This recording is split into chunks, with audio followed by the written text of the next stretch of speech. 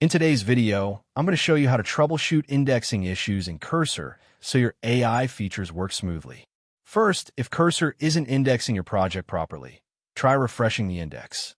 You can usually do this by reopening the project or using the command palette and selecting Reindex Project.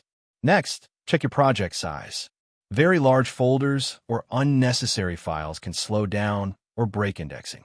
Try excluding folders like node_modules, build folders, or large assets in your settings.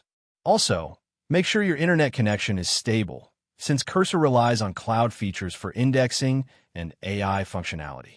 If things still aren't working, restart Cursor.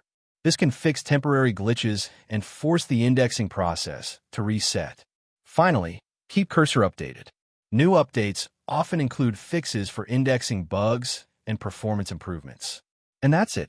Thank you for watching this video. Please feel free to use the affiliate link in the description.